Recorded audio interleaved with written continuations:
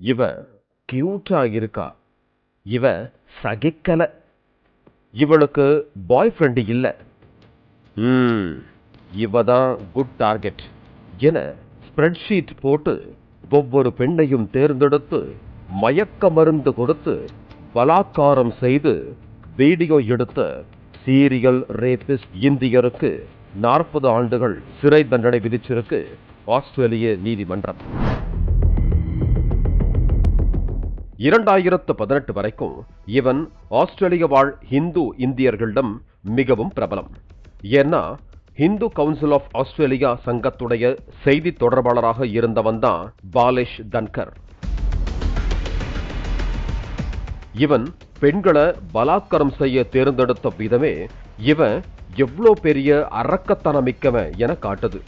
ஆஸ்திரேலியாவில் ஐடி கன்சல்டன்டா இருந்த பாலேஷுக்கு சிட்னிக்கு ஹாலிடே வீசாவில் வந்து வேலை தேடும் பெண்கள் தான் குறி.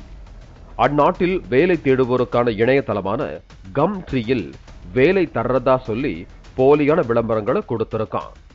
அதை நம்பி இன்டர்வியூவுக்கு வந்த பொண்ணுங்க கிட்ட ஃப்ரெண்ட்லியா பேசுவதாகவும் ரொம்ப நல்லவன் போலவும் நடிச்சு ஏமாத்தி பலாத்காரம் பண்ணது தெரிய வந்திருக்கு. அவங்கள இன்டர்வியூ பண்ணும் போதே கண்கள்லயே ஸ்கேன் பண்றது போல மார்க் போட்டு விடுவானாம். இன்டர்வியூவுக்கு வந்தவங்களோட பேரை ஒரு கூகுள் ஸ்ப்ரெட்ஷீட் போட்டு பட்டியலிட்டு இருக்கான்.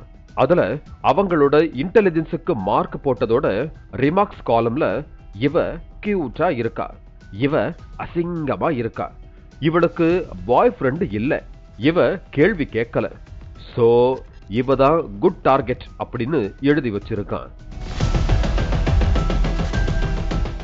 ஏன் எதுக்குன்னு கேட்காத பெண்களை டின்னருக்கு அழைச்சிட்டு போய் வேர்ல்ட் ஸ்கொயர் சிட்னியில இருக்கிற ஸ்டுடியோ அபார்ட்மெண்ட்ல இருந்து பார்த்தா ஓப்ரா ஹவுஸ் தெரியும் அப்படின்னு சொல்லியிருக்கான். அங்கு போன பெண்களுக்கு மயக்க மருந்து கொடுத்து சுய நினைவை இழந்த நிலையில் பலாத்காரம் செஞ்சு அவற்றை வீடியோவாக எடுத்தது விசாரணையில உறுதியாயிருக்கு. அத்தோட தனக்கு தூக்கம் வரலன்னு டாக்டர் கிட்ட பொய் சொல்லி மருந்துகளை வாங்கி அதை பெண்களை மயங்க செய்ய பயன்படுத்தினதும் விசாரணையில அம்பலமாகி இருக்கு. 39 வழக்குகள் பதியப்பட்ட நிலையில 5 தென்கொரிய பெண்கள் புகார் அளிச்சிருக்காங்க. தனது ஆத்மாவுக்கு ஆறாத ஆழமான ரணத்தை கொடுத்தவன் அப்படின்னு ஒரு பெண்ணும், அனைவரையும் நம்பிய அப்பாவியாக இருந்த தன்னை யாரை பார்த்தாலும் விலகி ஒதுங்கும் மனநிலைக்கு கொண்டு வந்துட்டான் அப்படின்னு இன்னொரு பெண்ணும் நீதிமன்றத்துல வாக்குமூலம் கொடுத்திருக்காங்க.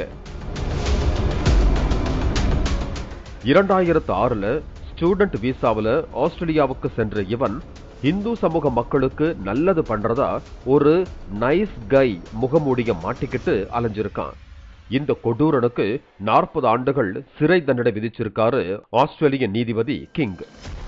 இவனை மன்னிச்சு மறுவாழ்வு கொடுக்கணும்னு இவனது தரப்புல வாதிட்ட போது இவன் மிருகங்களையே வேட்டையாடும் கொடூர மிருகமான பிரிடேட்டர் என்றும் போலி விளம்பரம் கொடுத்ததுக்குத்தான் மன்னிப்பு கேட்டானே தவிர பெண்களின் வாழ்க்கையை சீரழிச்சதுக்கு அவன் வருந்துற மாதிரியே தெரியல அப்படின்னு சொல்லியிருக்காரு நீதிபதி.